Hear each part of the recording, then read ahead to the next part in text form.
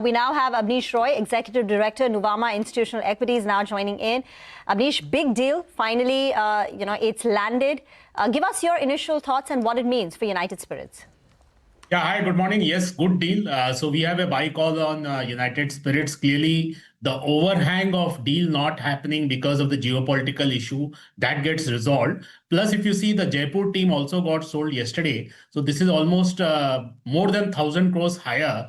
Apart from this, if you really see, the actual deal value is almost close to 18,000 crores. If we consider the 500 crore, 550 crore of the women's cricket team, which will be need to be paid by to the BCCI, which obviously will get paid by the new owner. Apart from this, the 5% which gets paid to BCCI, that also will be paid by the new owner. So the real deal valuation for entire thing is closer to 18,000 crore. Yes, for United Spirits, now we need to see out of the 16,900 crore, what will be the dividend payout? Clearly, higher focus will happen. Our sense is the dividend could be in the range of 100 to 150 rupee. But yes, 6 months left for the transaction. On the fundamental side, also clearly what we see is Karnataka is a big positive for all the liquor companies because of the more favorable taxation and policy in FY27. And UK FTA, the Scotch RM benefit will kick in from Q2, hopefully, if the UK Parliament gets approval. Also, with crude cooling off, I think the glass cost and ethanol cost risk of inflation,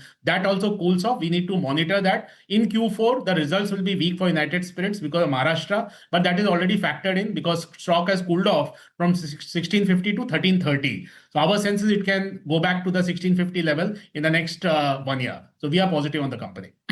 Dividend of 100 to 150 rupees, how much of that will be utilized? I mean, from the entire cash kitty of 17,000 crore rupees, how much goes towards dividend if they pay out, say, 150 rupees?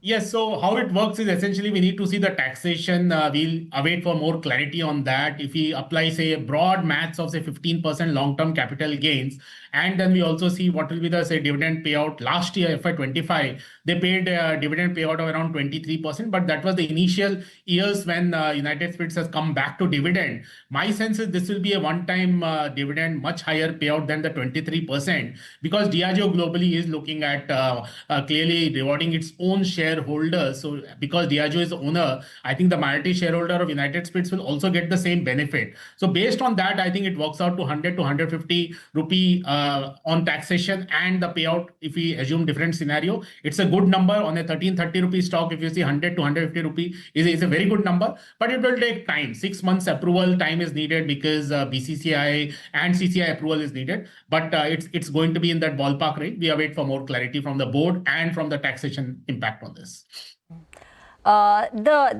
These two deals will reset the valuation of all the IPL teams. So now you have Sun TV, which has stake in Sunrisers Hyderabad.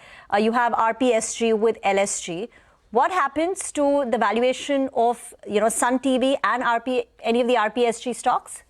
You're absolutely right. From a near term, it will be a sentimental positive for those two stocks also. But ultimately, you have to do the deal for the real value unlock. So United Spirits has done the deal. So it will be a near term sentimental impact for Sun TV because, as Mangalam rightly highlighted, almost 65% of the market cap is from the deal itself. And then you have the fundamental side of the business also. And that applies for the other name also. But that's a sentimental positive because they are not selling it. It's a paper wealth. It is not a real wealth. Till the transaction happens, it's a sentimental positive. But for United Spirits, we clearly see positives emerging because of this deal, Karnataka and UK FTA.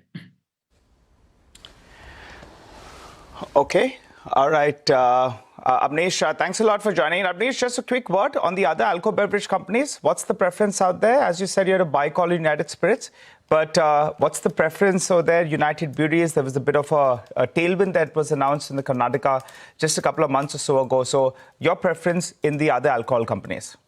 So absolutely. So we are positive in the space, but in Q4, because 6 days of rains happened in North and East India, my sense is all the summer categories like beer, carbonated drinks, even Imami will see that impact of 6 days.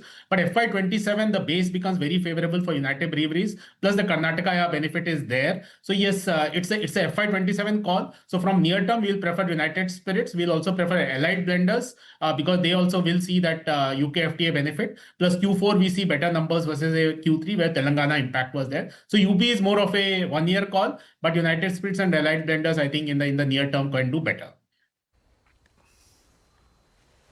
Okay, thank you, Abneesh, for joining in. Always helpful to get your perspective in. So United Spirits stock in focus, 100 to 150 rupees of a potential dividend, but 6 months later down the year, once the deal is finally concluded, is what he expects for United Spirits. In pre-open, at least, it's just up.